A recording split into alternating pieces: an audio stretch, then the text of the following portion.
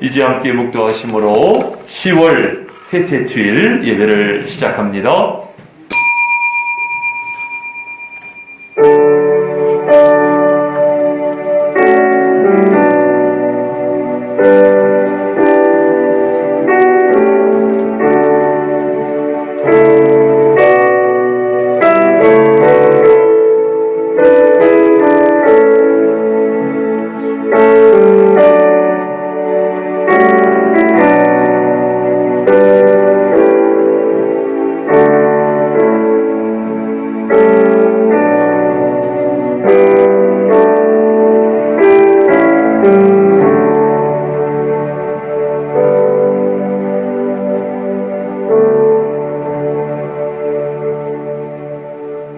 저희의 생사호흡을 주관하시는 아버지 하나님, 오직 주님만 거룩하시며 주님만 전능하심을 믿사옵나이다.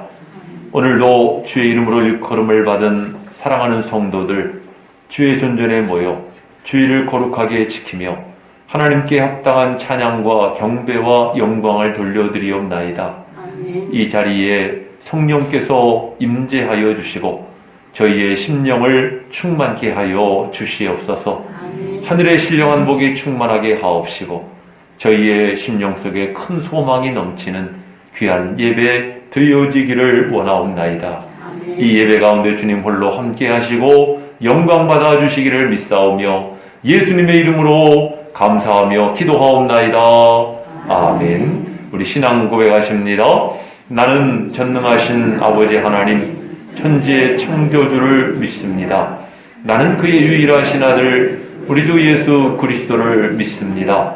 그는 성령으로 잉태되어 동정녀 마리아에게서 나시고 본디오 빌라도에게 고난을 받아 십자가에 못 박혀 죽으시고 장사한 지 사흘 만에 죽은 자 가운데서 다시 살아나셨으며 하늘에 오르시어 전능하신 아버지 하나님 우편에 앉아 계시다가 거기로부터 살아있는 자와 죽은 자를 심판하러 오십니다. 나는 성령을 믿으며 거룩한 공교회와 성도의 교제와 죄를 용서받는 것과 몸의 부활과 영생을 믿습니다.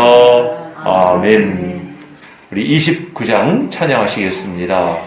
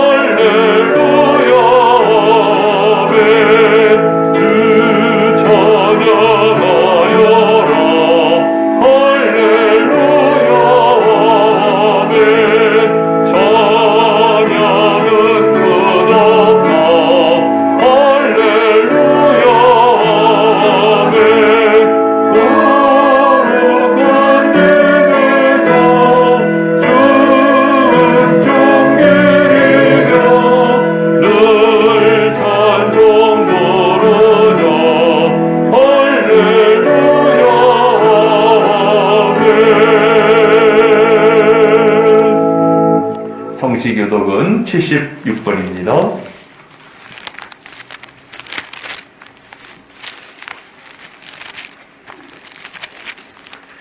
태초에 말씀이 계시니라. 이 말씀이 하나님과 함께 계셨으니 그가 태초에 하나님과 함께 계셨고 만물이 그로 말미암아 지은 바 되었으니 지은 것이 하나도 그가 없이는 된 것이 없느니라. 그 안에 생명이 있었으니 이 생명은 사람들의 빛이라. 빛이 어둠에 있으되 어둠이 깨닫지 못하더라. 참빛 곧 세상에 와서 각 사람에게 비추는 빛이 있었나니 그가 세상에 있었으며 세상은 그로 말미암아 지은 바 되었으되 세상이 그를 알지 못하였고 자기 땅에 오매 자기 백성이 영접하지 아니하였으나 영접하는 자 곧 그 이름을 믿는 자들에게는 하나님의 자녀가 되는 문체를 주셨으니 이는 혈통으로나 육정으로나 사람의 뜻으로 나지 아니하고 오직 하나님께로부터 난 자들이니라. 말씀이 육신이 되어 우리 가운데 거하심에 우리가 그의 영광을 보니 아버지의 독생자의 영광으로 은혜와 진리가 충만하더라. 아멘. 우리 한 주간의 삶을 돌아보면서 참회의 기도 드리시겠습니다. 사랑하시는 아버지 하나님, 저희들 이 시간 기도합니다. 지난 한 주간의 삶을 돌아볼 때에 연약하고 부끄럽고 부족함이 많은 저희의 삶이었음을 고백합니다. 아버지 하나님, 이 시간 저희들에게 깨달은 마음을 주시고 특별히 저희들을 참회하는 마음으로 주 앞에 서오니 저희들을 긍휼히 여겨 주옵시고 저희의 죄를 사하시며 저희를 진리로 돌아가게 하여 주시옵소서. 예수 십자가의 보혈로 성령의 기름 부으심으로 저희의 심령이 새로워지게 하시고 뜨거워지게 하시고 소성케 하여 주시기를 원합니다. 아버지 하나님, 저희의 심령 가운데 하나님의 긍휼하심과 크신 사랑을 체험케 하옵시고 그 은혜가 날마다 하나님 우리의 심령 속에 넘치게 하여 주옵소서. 이 시간 주님 영광 받으시고 함께하여 주옵소서. 날마다 우리의 짐을 지시는 주 곧 우리의 구원이신 하나님을 찬송할지로다. 아멘. 자리에 앉으시겠습니다. 90장 찬양하시고 안수현 권사님 기도 인도하시겠습니다.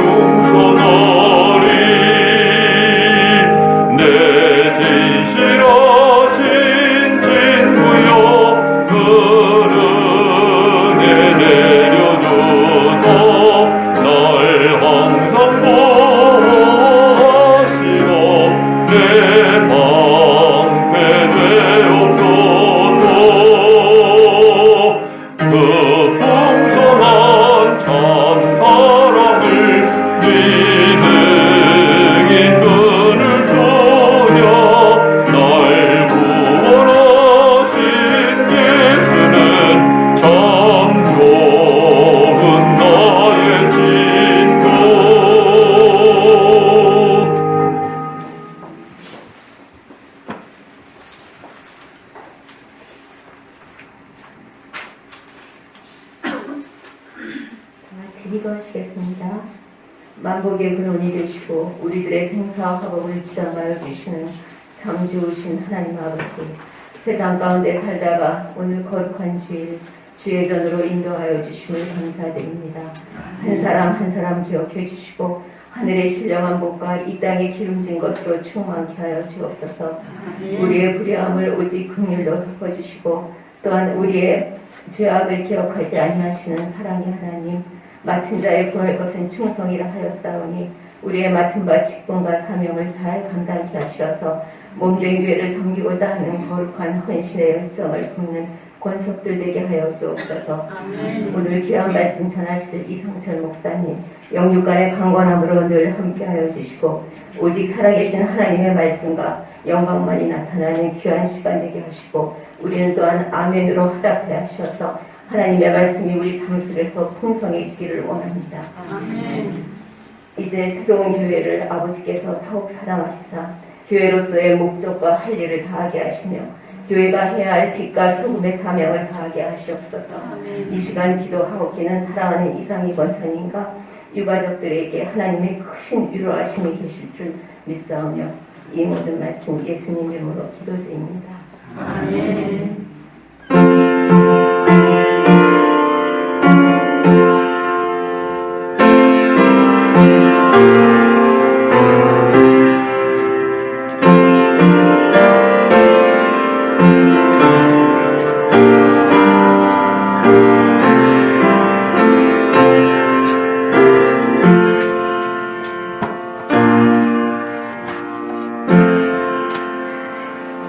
이 시간 우리에게 주시는 하나님 말씀 사도행전 9장입니다.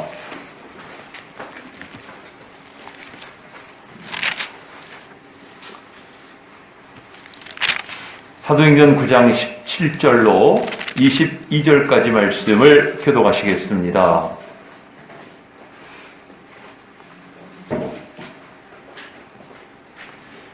아나니아가 떠나 그 집에 들어가서 그에게 안수하여 이르되 형제 사울아 주 곧 내가 오는 길에서 나타나셨던 예수께서 나를 보내요 너로 다시 보게 하시고 성령으로 충만하게 하신다 하니 즉시 사울에서 유대가 것이 벗어져 다시 보게 되리라. 일어나 세례를 받고 음식을 먹음에 강건하여 지니라. 사울이 다메섹에 있는 제자들과 함께 며칠 있을새 스스로 각단에서 예수가 하나님의 아들임을 전파하니 듣는 사람이 다 놀라 말하되 이 사람이 예루살렘에서 이 이름을 부르는 사람을 멸하려던 자가 아니냐. 여기 온 것도 그들을 결박하여 대제사장들에게 끌어가고자 함이 아니냐 하더라. 예수를 그리스도라 하나요 다메섹에 사는 유대인을 감옥하게 합니다. 아멘. 오늘 설교 제목이 좀 독특합니다. 눈에서 비늘이 벗어져야 합니다. 전에 어떤 청년이요, 예수를 믿은 감격으로 열심히 전도를 하러 다녔어요. 이것저것. 그러다가 어느 날 이제 시내버스에 올라 맨 뒷자리에 앉게 되었습니다. 근데 어떤 스님이 그 시내버스를 타는 거예요. 근데 하필 또 이 청년의 맨 뒷자리에 앉아있는 이 청년 옆에 와서 앉는 것입니다. 그때부터 이 청년이 이 스님을 전도해야 한다는 강력한 부담감을 갖게 됐어요. 이제 어떻게 말을 꺼내야 되나 이제 참 망설여지고 있는 상황에서 하나님 앞에 조용히 기도를 했어요. 이 기도하다 보니까 주머니에 신약 성경이 있는 것을 생각하고는 이 주머니에서 신약 성경을 꺼내어서 그걸 읽기 시작했습니다. 옆에서 이것을 보고 있던 스님이 먼저 말을 건네왔어요. 학생, 예수를 믿나? 네, 예수님 믿습니다. 그러자 이 스님이 왜 하필 예수를 믿나? 그래서 이 청년이 스님은 왜 예수님을 안 믿으십니까? 그랬더니 이 스님이 하는 말이 기독교는 차원이 너무 낮아. 왜 그렇게 생각하시는지요? 성경을 보면 내 원수를 사랑하라 하지 않았는가? 불교에는 원수가 없어. 기독교는 자꾸 원수를 만드는 게 탈이야. 여러분들 가서 뭐라 그러시겠어요, 여기에? 그런가요? 그럴까요? 이 청년이 이렇게 이야기를 했습니다.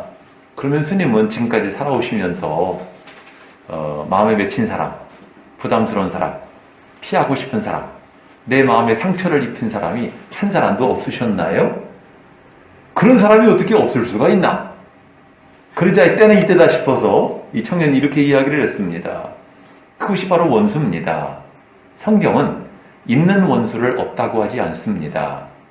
원수가 있는 것을 인정하고 있는 그대로의 원수를 인정하고 그 원수를 어떻게 사랑해야 할 거를 성경이 가르치고 있거든요.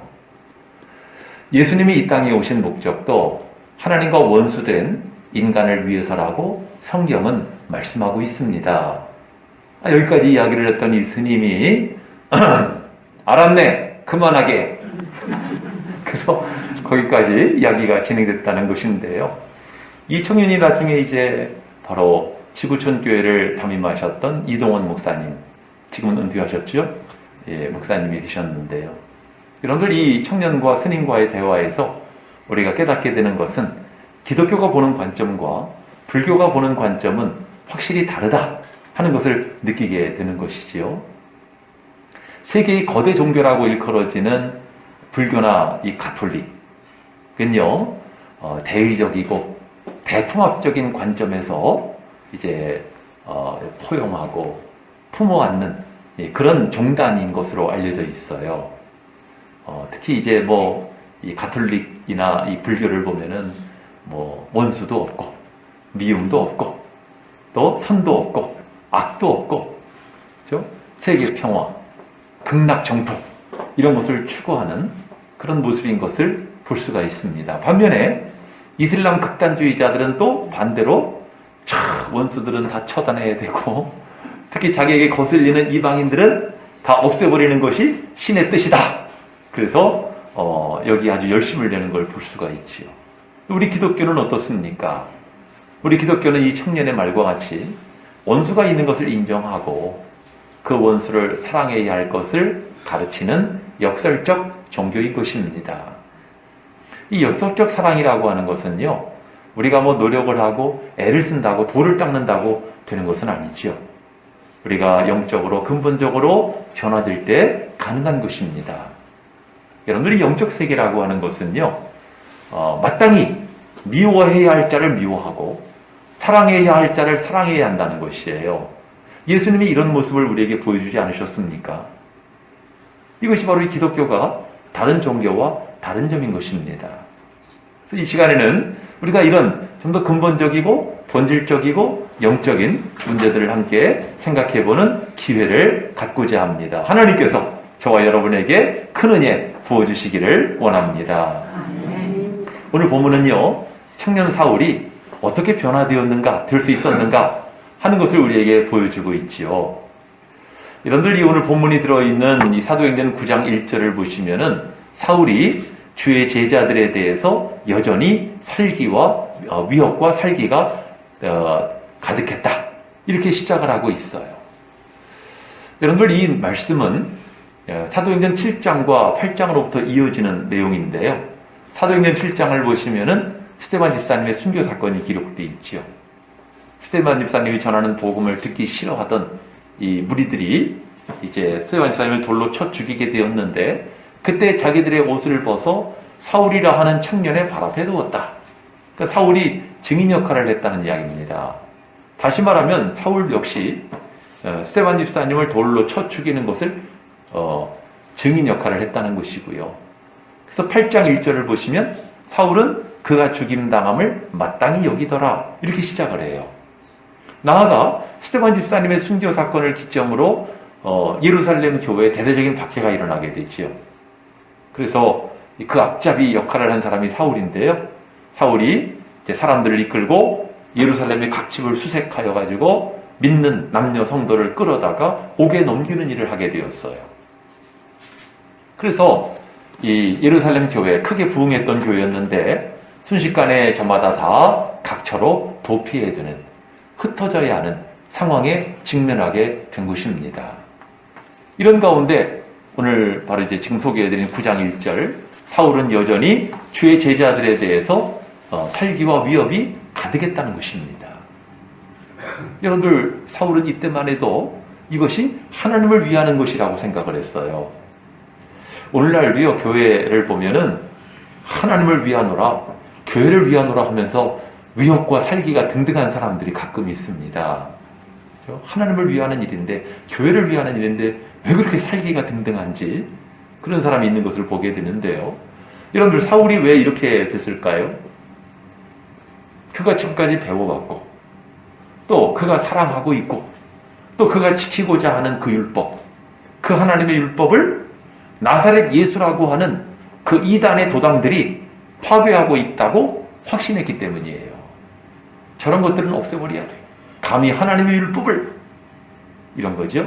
그러니까 율법에 대한 열심이 큰 만큼 증오의 마음, 살기의 마음이 클 수밖에 없었던 것입니다. 그래서 이 열심은요, 국내에서만의 열심이 아니고 외국성인 다메섹에 있는 소위 예수의 잔당들, 사울의 표현대로 하면 이 예수의 잔당들을 모조리 다 잡아 족쳐야 된다, 이런 생각을 가지고 대제사장에게 공문을 받아서 다메섹으로 향한 길을 떠나게 된 것입니다. 여러분들, 누가 그를 돌이킬 수 있을까요? 그 어떤 이론이나 그 어떤 사상이 그를 바꿀 수 있겠습니까? 누구만이 가능해요? 주님만이. 그래서 여러분들, 그가 군대를 이끌고 다메섹으로 가던 길에서 부활의 주님을 만나게 됩니다. 하늘에서 해보다 더한 빛이 순식간에 비춰지게 되었고요. 이것 때문에 이 사울은 그만 말해서 고꾸라질 수밖에 없었어요. 물리적으로 보면은 순식간에 강한 빛이 들어오므로 실명 상태에 처하게 되는 거죠. 그래서 앞을 볼 수 없는 신세가 되고 말지요. 참 아이러니한 일이에요. 예수 믿는 성도들을 붙잡으러 다메섹으로 출동했던 사울이 오히려 다메섹에서 맹인이 되어가지고 거기에 붙잡힐 수밖에 없는 신세가 되고 만 것입니다. 여러분들, 이 그 강렬한 빛 속에서 예수님이 사울에게 뭐라고 말씀하십니까? 사울아, 사울아, 내가 어찌하여 나를 박해하느냐? 주여, 누구십니까? 나는 내가 박해하는 예수라. 일어나 시내로 들어가라. 내가 행할 일을 내게 알게 할 자가 있을 것이다. 여러분들, 어쩔 수 없이 사울은 앞을 보지 못하기 때문에 이제 다메섹 가까이 왔기 때문에 다메섹의 한 집에 들어가 거기 유하게 되었지요. 성경을 보면 사흘 동안 실명 상태에 있었다는 것입니다. 캄캄한 흑암의 상태에서 얼마나 혼란과 혼돈을 경험했을까요? 이게 어떻게 된 일인가? 왜 이런 일이 일어났나? 율법은 무엇인가? 내가 만난 그 예수는 누구인가? 얼마나 혼란스러웠겠습니까? 자기가 한 일이 있는데. 이러한 때 주님은 사울에게 약속하신 것처럼 아나니아라고 하는 제자를 찾아가셔서 그를 사울에게 보내십니다. 벙벙하던 이 제자 아나니아도 결국은 주님 말씀에 순종하여 사울에게 가게 되었고요. 말씀에 순종하여 사울에게 안수하며 선포하는 내용이 오늘 본문의 내용이죠. 형제 사울아, 주 곧 내가 오는 길에서 내게 나타나셨던 예수께서 나를 보내어 너로 다시 보게 하시고 성령으로 충만하게 하신다 하고 선포를 했을 때에 이 사울의 눈에서 비늘 같은 것이 떨어지면서 다시 보게 되었다는 것입니다. 우리는 이 18절 말씀을 좀 집중할 필요가 있어요. 18절 내용, 즉시 사울의 눈에서 비늘 같은 것이 벗어져 다시 보게 된지라. 여러분들, 여기서 이 비늘 여러분들 다 뭔지 아시죠? 그래도 혹시나 하는 마음을 사전을 찾아봤는데 사전에 보니까 물고기나 뱀 같은 동물의 표면을 덮고 있는 얇고 단단한 딱지, 이렇게 돼 있어요. 사전 외우느라고 힘들었어요. 예, 돼 있습니다. 뭔지 아시겠죠? 그러니까 1차적으로는요, 이 강렬한 빛을 봄으로 말미암아 손상된 각막을 덮고 있는 꺼풀을 말한다고 볼 수가 있어요. 이게 떨어졌다는 것인데요. 여러분들, 이것은 물리적으로, 신체적으로 얼마든지 일어날 수 있는 그런 원인이고 증상이지요. 이 사울이 아니라 하더라도 어떤 사람이라도 그런 상황에 강렬한 빛을 보게 되면 그렇게 되지 않겠습니까? 하지만 인과관계로 보면은요, 왜 사울에게 그런 일이 벌어졌는가? 사울이 예수님을 대적하고 교회를 핍박하고 성도들을 잡아 죽이는 죄에 대한 하나님의 징벌이라고 볼 수가 있는 것입니다. 실제로요, 오늘 본문에 아나니아라고 하는 사람이 안수하고 기도함으로 시력은 다시 회복하게 되지만은 이때 안질환이 발생을 하게 됩니다. 그것이 육체의 가시가 되어가지고 죽는 날까지 사울을 괴롭혀요. 고린도후서 12장을 보시면 사울이 이 육체의 가시 때문에 이것을 제거해 주시기를 3번이나 강구했다고 그랬죠. 근데 예수님이 허락지 않으십니다. 그 이유가 무엇입니까? 내 은혜가 내게 족하도다.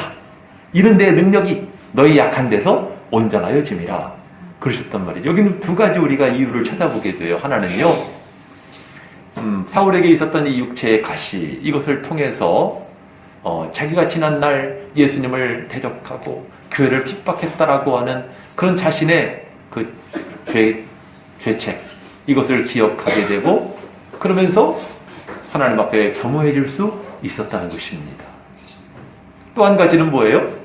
여러분들, 이 사울은요, 나중에 바울이 됩니다만은 이 사람은 아주 큰 은사를 받은 사람이고 아주 큰 계시를 본 사람이에요. 게다가 능력이 많았습니다. 심지어는 바울이 기도하면 죽은 자도 살아날 정도로 능력이 많은 사람이에요. 그런 사람을 그냥 두면요, 교만해져요. 주님이 그런 교만하지 않기 위해서 육체의 가시를 두셨다는 거예요. 그것 때문에 겸손해지게 되고 자신의 연약함을 알기 때문에 누구만을 의지해요? 주님만을 의지하게 되었다는 것입니다. 오늘날도 마찬가지예요. 여러분들, 이 참 육체의 가시, 육체의 질병을 안고 살아가는 분들이 계시는데 이것 때문에 하나님 앞에 간절히 기도하고 또 어떤 사람은 금식도 하고 해요. 그런데 하나님이 고쳐주지를 않으시는 거예요. 아무리 기도를 하는데도. 근데 그런 분들은요, 이 고린도후서 12장에 바울에게 있었던 육체의 가시의 교훈을 깊이 묵상해 볼 필요가 있는 것입니다. 중요한 것은 오늘 본문에서 사울이 기도하고 있었을 때에 아나니아의 안수기도를 받으면서 이 사울의 눈에서 비늘 같은 것이 떨어지게 되었고 그는 다시 보게 되었다는 것입니다. 이것은 우리에게 어떤 교훈을 줍니까? 오늘날도 우리가 하나님 마음을 아프게 하다가 어떤 죄를 범함으로 말미암아 육신의 병증을 앓고 있는 사람이 있다고 한다면은 하나님 앞에 회개하고 자복할 때 하나님은 우리의 그런 병증을 고쳐주심을 보여주시는 사건이라고 볼 수가 있는 것입니다. 문제가 있을 때 하나님 앞에 간구하시기를 바랍니다.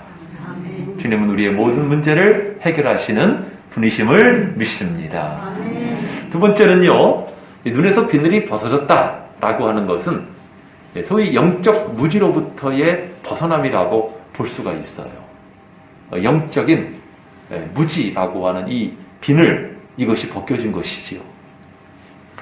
여러분들, 이 사울은요, 강렬한 빛에 의해서 일시적으로 실명 상태에 처하게 되었지만은 사실 생각해보면 이 사울은 오래전부터 그리고 오랫동안 영적 맹인이었습니다. 율법에 대한 열심이 있었지만은 그 열심은 인간적인 열심이고 육적인 열심이었던 거예요. 영적으로는 무지했던 것입니다. 그러니까 예수님을 대적하고 예수 믿는 자들을 잡아 죽이는 일에 앞장서는 그런 끔찍한 만행을 저지를 것 아니겠습니까? 그런 사울을 예수님이 찾아와 주셨고 그의 눈에서 비늘을 벗겨주신 것이지요. 그랬을 때 그는 영적 무지로부터 벗어나게 되었다는 것이에요. 그러면서 그는 하나님이 누구신지, 예수님이 어떤 분인지, 그가 그동안 일생 동안 신봉해왔던 그 율법은 무엇이고 율법은 누구를 나타내고 있는 것인지를 완전히 새롭게 깨달을 수가 있었던 것입니다.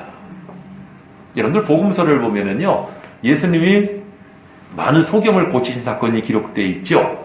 근데 제4의 복음서로 일컬어지는 요한복음에는요, 예수님이 이 맹인을 고치신 사건이 딱 한 군데 나옵니다. 요한복음 9장인데요. 집중적으로 이 사건을 보도하고 있어요. 근데 그 내용을 보면은 예수님께서 날 때부터 맹인된 사람을 고치시는 사건인데 이로 인해서 종교 지도자들 사이에 큰 논란이 벌어지게 됩니다. 논란이 벌어지게 돼요. 이 전체 내용을 기록하고 있는 것이 요한복음 9장이에요. 근데 이 내용을 읽다 보면은 참 아이러니한 일을 발견하게 됩니다. 그건 뭐냐면, 여러분들 이 종교 지도자들은 누구예요? 성경과 하나님의 율법에 정통한 사람들 아니에요. 그죠? 그 사람들은 자기들만이 깨어있는 사람들이고 자기들만이 똑바로 볼 수 있는 사람들이라고 생각하지 않았겠어요? 하지만 실상은 그들은 누구예요? 영적인 맹인들인 것입니다. 하나님의 아들인 예수님을 알아보지를 못하는 거지요. 그런데 반대로 날 때부터 맹인이었던 사람은 한 번도 이제까지 빛을 본 적이 없는 사람이에요. 예수님을 본 적도 없어요. 그랬던 그가 그 종교 지도자들과의 대화를 보면은요, 그런 그가 성경을 믿고 하나님을 믿고 오시는 예수님을 구주로 믿었다는 사실입니다. 누가 맹인입니까? 이 날 때부터 맹인인 사람은 영적으로는 정상인인 거예요.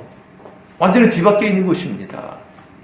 또 여러분들 이 사건을 보면서 우리가 무엇을 깨닫게 됩니까? 누가 이 시대의 진정한 맹인이냐 하는 질문을 던지고 있는 것입니다. 이 요한복음 9장의 마지막 부분을 보면 예수님이 이렇게 말씀을 하세요. 내가 심판하러 이 세상에 왔으니 보지 못하는 자들은 보게 하고 보는 자들은 맹인이 되게 하려 함이라고 말씀하십니다. 여러분들, 사울이 끔찍한 만행을 저지른 것이 육신적으로 앞을 보지 못했기 때문입니까? 그는 정상인이었어요. 인간적으로 보면. 그리고 누구보다 율법에 투철한 열심을 갖고 있는, 아마 사울은 그랬겠죠. 야, 율법에 대해서 나만큼 열심히 있는 사람 나와보라 그래. 그런 마음이 듣지 않았겠어요? 율법에 대해서 열심히 투철한 사람이었어요. 근데 주님의 눈으로 보면 그는 맹인인 것입니다. 그는 예수님을 십자가에 못 박아 죽이고자 했던 그 종교 지도자들과 다를 바가 없는 것입니다. 그런 우매무지한 사울을 예수님이 찾아와 주셨고 그를 만나 주셨어요. 그의 눈이 띄어지게 되었고 예수님이 어떤 분인지를 깨닫게 된 것입니다. 여러분들, 이 자리에 계시는 여러분들도요, 비록 제가 알고 있기로는 우리 교인 가운데 앞을 보지 못하는 분은 안 계시는 걸로 알고 있는데, 여러분들 가운데 보고 듣고 이해하는데 어려움이 있는 분은 없으시겠지만, 그럴지라도 영적으로 내가 바로 보기를 원합니다 하는 이런 기도가 필요한 줄로 믿습니다. 사울의 눈을 뜨게 하신 주님, 나의 영적인 눈도 열어주시기를 원합니다. 나중에요, 이 사울이 나중에 바울이 되었는데, 여러분들 이 에베소 교회를 위한 중보 기도를 하는데요, 그 내용을 보면, 에베소 1장을 보면은 우리도 예수 그리스도의 하나님 곧 영광의 아버지께서 지혜와 계시의 영을 너희에게 주사 하나님을 알게 하시고 그의 마음 눈을 밝히사 부르심의 소망이 무엇인지를 알게 하시기를 구하노라. 저는 이 부분을 볼 때 과연 이 사울이 어떤 마음으로 하나님 앞에 기도했을까? 또 이 편지를 기록했을까? 가만히 생각해 보면은 지난날 자신이 우매무지한 영적 맹인이었음을 생각하고 에베소 교회 교인만큼은 하나님의 성령에 감동되어서 영적으로 바로 볼 수 있게 해달라고 기도하는 것 아니겠습니까? 그러니까 여러분들, 우리의 영적 눈이 뜨여지기를 하나님 앞에 간구하시기를 바랍니다. 그리고 세 번째, 이 눈꺼풀이 벗겨졌다는 것은요, 예수 그리스도와 복음 진리가 무엇인지를 깨닫고 그 복음을 위하여, 그 주님을 위해서 헌신의 삶을 살게 되었다 하는 것을 의미한다고 볼 수가 있어요. 단순히 영적 무지에서 벗어나는 것 정도만이 아니고, 그것만이 아니고 정말 내가 목숨을 걸 수 있는 진정한 가치가 무엇인가, 이것을 깨닫게 되었다는 것이고요, 그것을 위해서 살게 되었다는 것이죠. 여러분들, 이런 이 사울의 변화된 모습을 우리가 성경 몇 곳에서 찾아볼 수가 있는데요, 우선 로마서 1장을 보시면은 내가 복음을 부끄러워하지 아니하노니 이 복음은 모든 믿는 자에게 구원을 주시는 하나님의 능력이 됩니다. 이 말씀은 뭐예요? 바꿔 말하면은 지난날에는 바울은 복음을 부끄러워했다는 것이고요, 복음을 없이 하고자 했다는 이야기입니다. 근데 지금은 내가 복음을 부끄러워하지 않는다. 그리고 이 복음은 믿는 자에게 구원을 주시는 하나님의 능력인 것을 내가 믿는다는 것입니다. 또 여러분들, 고린도서 1장을 보시면 십자가의 도가 멸망하는 자들에게는 미련한 것이요 구원을 얻는 우리에게는 하나님의 능력이 됨이라. 우리가 십자가에 못 박힌 그리스도를 전하니 유대인에게는 거리끼는 것이요 헬라인에게는 미련한 것이로되 오직 부르심을 받은 자들에게는 그리스도는 하나님의 능력이요 하나님의 지혜니라. 이 말씀은 무엇을 말해요? 지난날에는 사울 자신도 유대인이나 헬라인처럼 십자가를 거리끼는 것이고 미련한 것으로 생각했다는 것입니다. 그러나 지금은 무엇이라는 거예요? 그리스도는 하나님의 능력이요 하나님의 지혜인 것을 고백하고 있는 것입니다. 한 군데 더 빌립보서 3장을 보시면은 그러나 무엇이든지 내가 내게 유익하던 것을 해로 여길 뿐더러 또한 모든 것을 해로 여김은 내 주 그리스도를 아는 지식이 가장 고상함을 인함이라.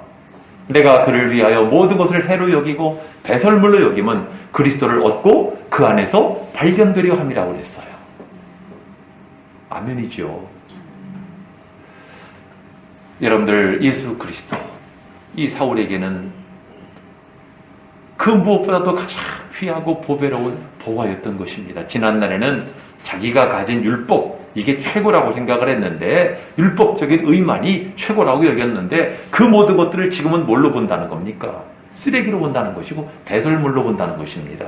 그걸 다 똥오줌으로 여긴다는 것입니다. 왜? 내 주 예수 그리스도를 아는 지식이 가장 고상하기 때문에.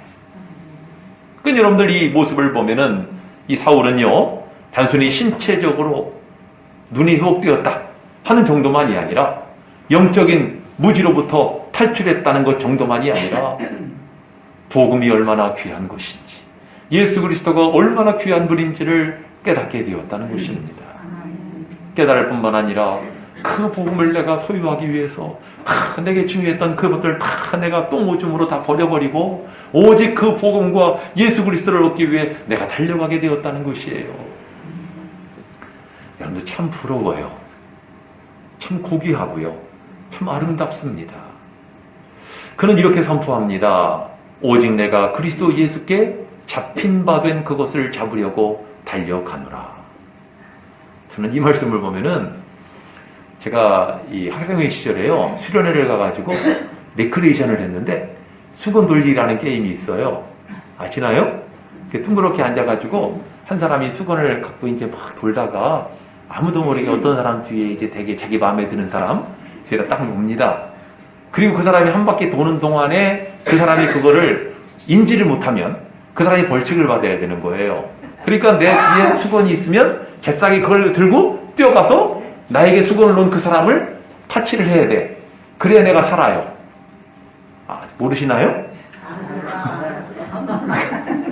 그러니까 여러분들 오직 내가 그리스도께 잡힌 바 된 그것을 잡으려고 달려가노라.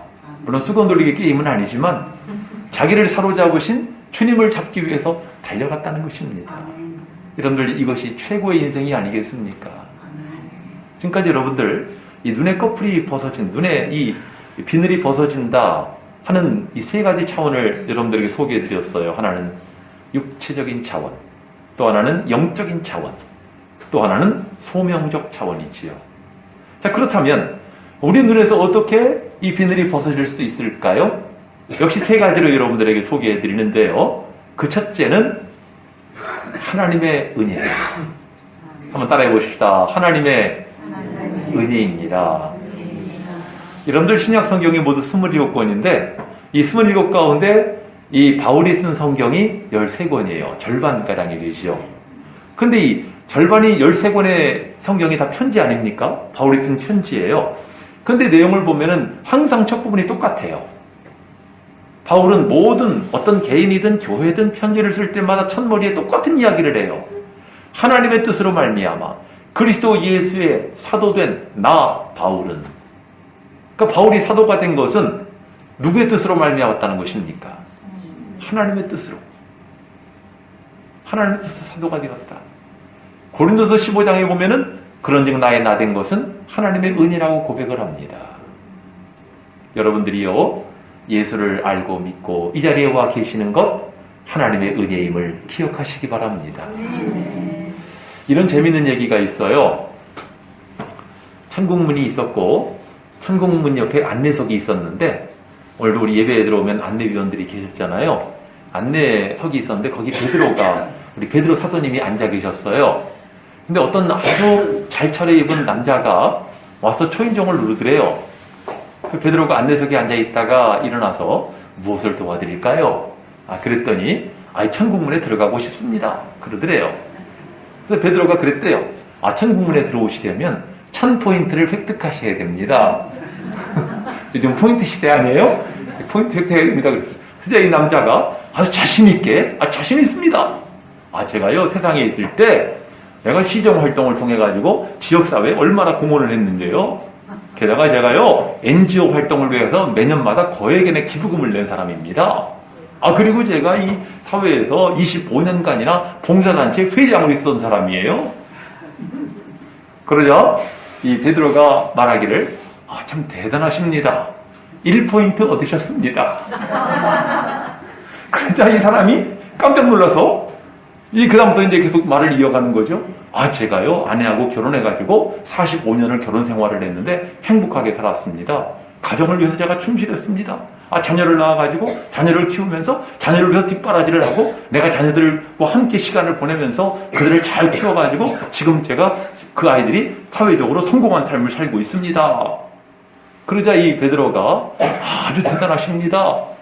어머니, 당신 같은 사람은 여기도 흔치 않을 겁니다.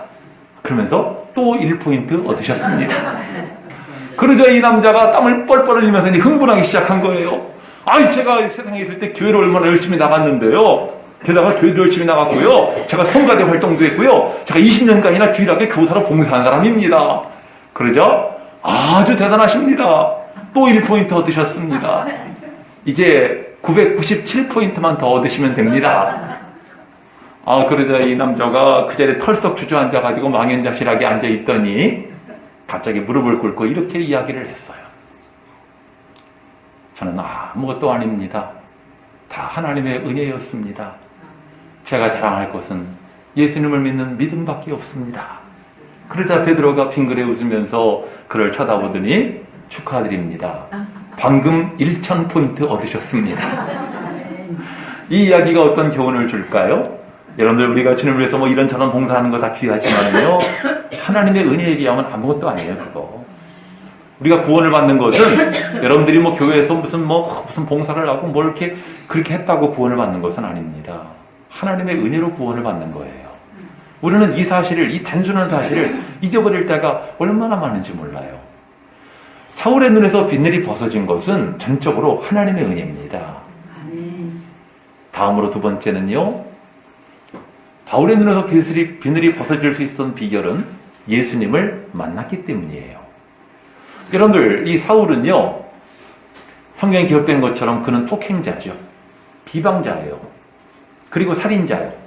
사탄의 종로로 타는 그런 오명을 뒤집어 쓰고 살다가 죽을 수밖에 없는 불행한 인생이었던 것입니다. 그랬던 그를 누가 찾아왔어요? 예수님이 찾아오셨어요. 그를 만나주셨습니다. 그리고 그의 눈에서 비늘을 벗겨주신 것입니다. 여러분들, 우리가 어떻게 하면 예수님을 만날 수 있을까요? 우리가 보따리 싸들고 산이나 굴이나 기도원에 들어가가지고 거기서 한 며칠 동안 금식기도 하고 그러면 주님을 만날 수 있을까요? 물론 그러면 만날 수 있어요. 하지만 근본적으로는요, 예수님이 만나주셔야 만나는 것입니다. 여러분들, 성전에 올라가 기도하던 이사야, 그는 입술이 부정한 사람이었어요. 그런데 하나님이 그를 만나주십니다. 사울이 누구예요?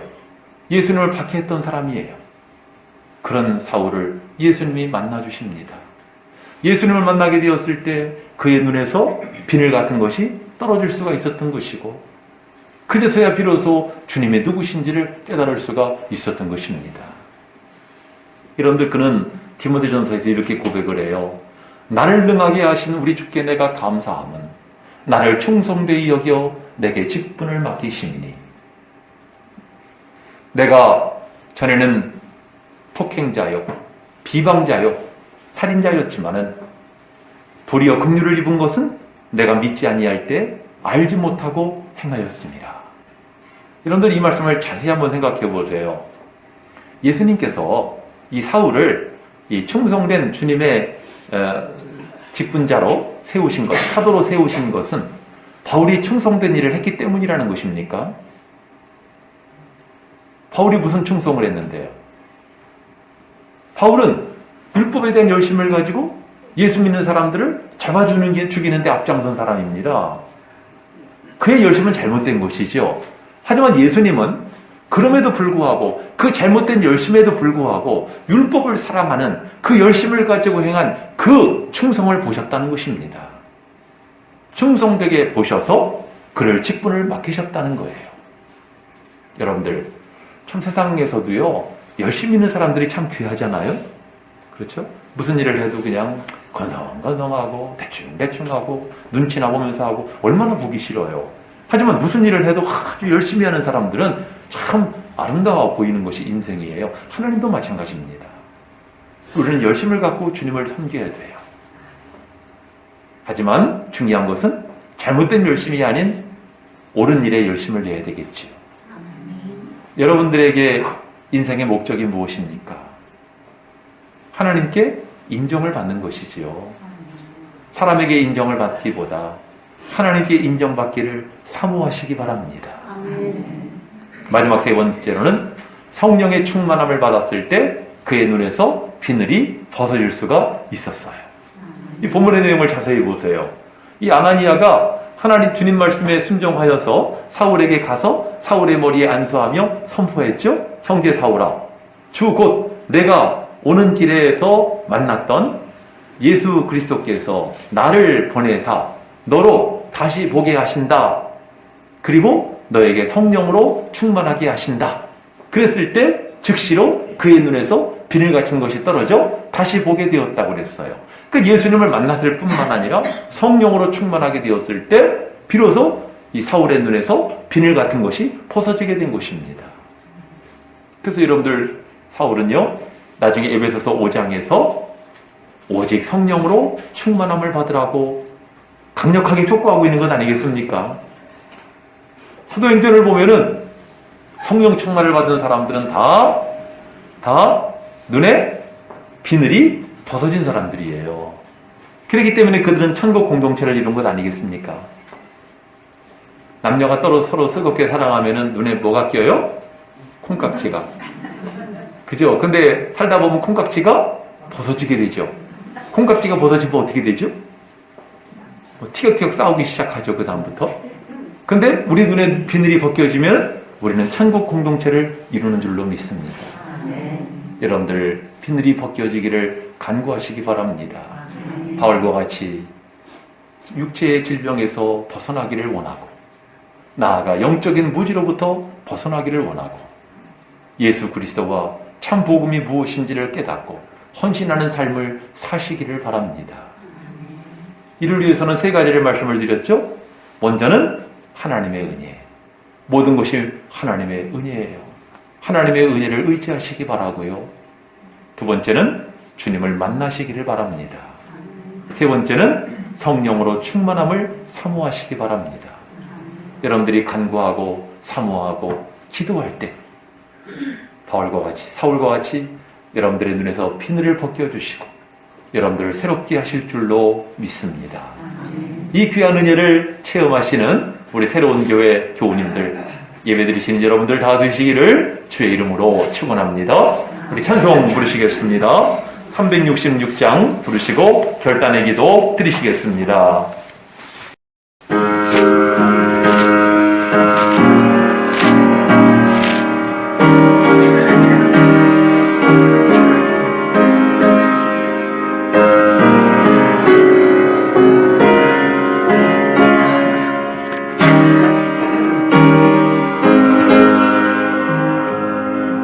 어두운 내 눈 밝히소 진리를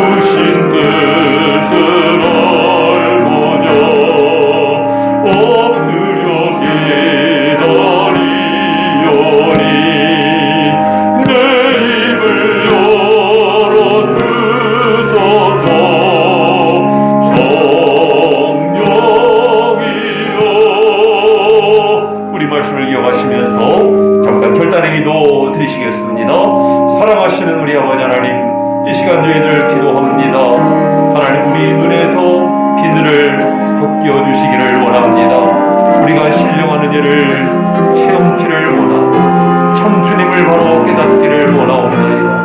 하나님, 우리가 하는 것이 전부이겠습니까? 우리가 깨달았다고 하는 것이 모두이겠습니까? 눈은 떴을 보지 못하는 것이 얼마나 많으며 귀는 열렸는데 듣지 못하는 것이 얼마나 많습니까? 원하옵건대 저희의 마음 눈을 밝히사 하나님 주님을 발견하게 하시고 주님의 은혜를 깨닫게 하시고 하나님의 성령의 은혜들을 하나님 발견케 하여 주시옵소서. 주님, 우리의 눈에 비늘을 벗겨주시기 원합니다.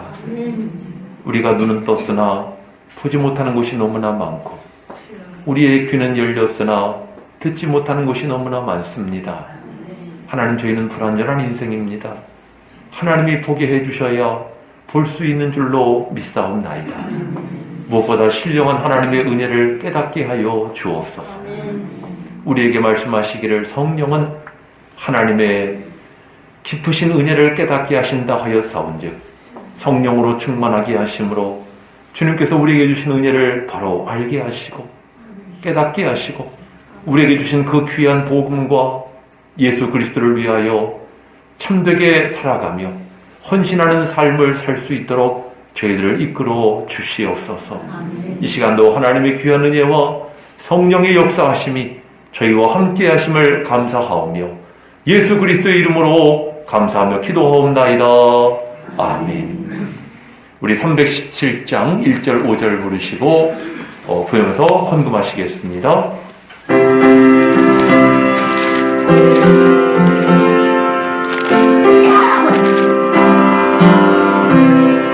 내 주 예수 주시는 은혜 어렵건 먼 내 주 앞에 이 적은 것 다 드리니 주 예수여 내 정성을 받으소서.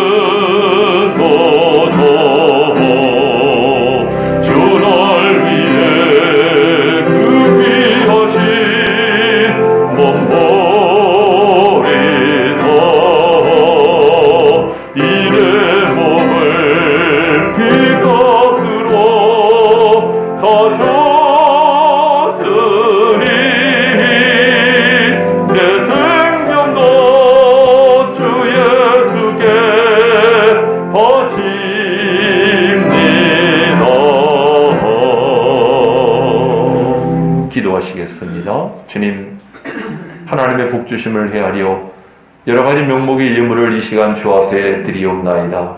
주님, 기쁘게 연락하여 주시옵소서. 오늘 말씀과 같이 우리의 신령한 눈이 열림으로 말미암아 하나님의 은혜를 깨닫고 주님을 위해 살아갈 수 있는 저희의 삶이 되어지기를 원하옵나이다. 원하옵건대 저희의 믿음을 굳건하게 하옵시고 특별히 저희의 가정을 복되게 하셔서 악한 원수마귀가 틈타지 못하도록 능력의 장중에 붙잡아 주시옵소서. 저희의 생업을 붙들어 주셔서 어려운 때를 살고 있지만 저희의 생업을 원수마귀가 해치지 못하게 하옵시고 하나님이 주시는 복 저희들이 잘 지켜가게 하여 주시옵소서. 하나님, 영육간에 강건케 하시고 하나님의 거룩한 역사에 힘을 내는 저희들이 되어지기를 원하옵나이다. 감사한 마음 또 기도의 제목을 담아 예물과 함께 드리오니 기쁘게 연락하여 주시옵시고 저희의 삶이 아름답게 하옵시며 저희의 심령이 윤택하게 하옵시고 하나님의 거룩한 은혜를 날마다 체험하고 간증할 수 있는 믿음의 고백자들이 되게 하여 주시옵소서. 주의 몸된 교회를 위해서 이 모양 저 모양으로 봉사하는 주의 수고의 일꾼들이 사온즉 비록 사람은 알지 못하지만 주님 기억하여 주시옵시고 저희의 행한 대로 복을 주시며 창대케 하여 주실 줄로 믿사옵나이다. 육신의 질병으로 고통받는 지체가 있습니다. 긍휼히 여겨 주옵시고 무엇보다 원하옵기는 육신의 연약함으로 말미암아 저희의 심령의 믿음이 약해지지 않도록 굳게 붙잡아 주시옵소서. 어려울 때 더욱 주님을 의지하게 하시고 하나님의 은혜를 체험할 수 있는 귀한 심령들 되게 하옵시며 저희 육신의 질병도 깨끗하게 나음을 얻을 수 있도록 역사하여 주시옵소서.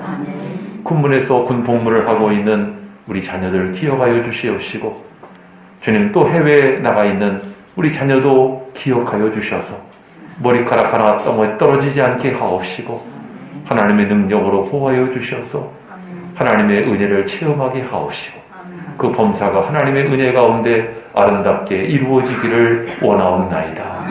이 모든 각양 예물들, 헌신의 제물들 우리 주님 기쁘게 받으시고 복 주심을 간구하오며 예수 그리스도의 이름으로 축복하며 기도하옵나이다.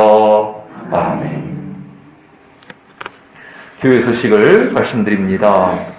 교우 소식 1번, 우리 이상희 권사님의 모친인 김복동 집사님이 엊그제 금요일날 저녁에 하나님의 부르심을 받으셨어요. 어제 임종 예배를 드리고 왔고요.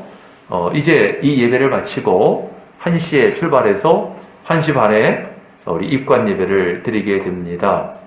그리고 발인 예배가 내일 여기 지금 9시로 나왔는데요. 어젯밤에 시간이 좀 바뀌었어요. 교통이 좀 막혀서 내일 월요일은 오전 6시 반에 발인 예배를 드립니다. 7시에 발인을 해야 돼서 6시 반에 발인 예배를 드리고, 장지는 공주 나래원인데요. 공주 나래원에서 화장을 하고 근처에 있는 그 선산에 아마 이제 시신을 안치하게 될 것 같습니다. 그래서 여러분들에게 바라기는, 우리가 뭐 공주까지 가기는 다 어렵겠죠. 뭐 굳이 가신다면 말리진 않겠지만, 어렵겠죠. 하지만 우리가 특히 새로운 교회 같은 성도로서 또 우리 권사님의 가정인데요, 어려운 일을 당했을 때 여러분들이 함께 하시면 참 좋을 것 같습니다. 특히 구원이 필요한 가정의 식구들이 많이 있거든요. 이런 때 우리 성도님들이 많이 가셔서 입관 예배 또 발인 예배 함께 하시고 우리가 같이 찬송 부르고 예배를 드림으로써 그러면서 위로도 하고 또 구원의 기회도 되어지는 그런 여러분들 됐으면 좋겠습니다. 강요하지 않지만 권면합니다. 이따가 1시에 여러분들 바쁜 일이 있으시더라도 입관 예배 또 내일 발인 예배 많이 참여해 주셔서 서로서로 하나님의 위로와 사랑을 나누는 기회가 되셨으면 좋겠어요. 그러실 거죠? 예. 두 번째 교우 소식입니다. 우리 최정호 집사님, 이미선 권사님의 차남인 영진 군이 이번 주 토요일 날 결혼을 합니다. 묘하게 참 우리 이번 이상희 권사님하고 이미선 권사님 다 임직 받으신 분들인데 일들이 있으시네요. 어쨌든 결혼식이 이번 주 토요일 날 오후 5시에 의정부 웨딩 더 낙원에서 있게 되는데요. 여러분들 많이 축하해 주시고 또 서로 성도의 교제를 나눠주셨으면 좋겠고요. 교회 차는 당일 토요일 날 오후 4시에 교회에서 출발합니다. 많이 축하해 주시기를 바랍니다. 중보기도 제목, 담임 목회자의 능력 있는 사역을 위해서 기도해 주시고, 또 투병 중에 있는 연약한 지체들, 우리 황윤아 권사님이나 김봉덕 성도님이나 여러분들이 계시는데요. 또 우리 장군사님 부군 되시는 우리 권혁주 선생님도 좀 치료받는 과정 가운데 계시는데, 이런들 잊지 마시고 늘 기도하면서 기억하시고 기도해 주시기를 바랍니다. 가정보고마를 위해서, 그리고 자라나는 우리 학생 청년들을 위해서 여러분들 기도해 주시기를 바랍니다. 우리 다 일어나셔서 서로 한 주간 우리 승리합시다 인사 나누시겠습니다. 예. 우리 53장 찬양하시고 축도함으로 마치겠습니다.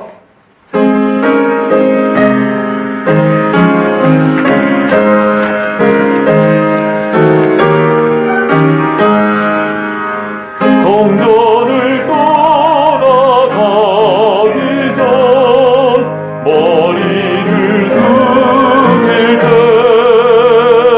주께서 함께 계시고 목 내려주소서.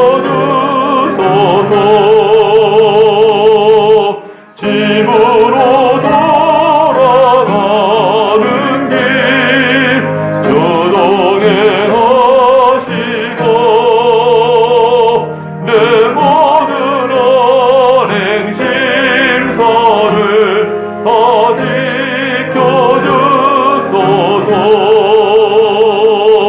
거룩한 날이 다가고 저녁이 되도록 주리 밤에 빛 되서 늘 계시옵소서.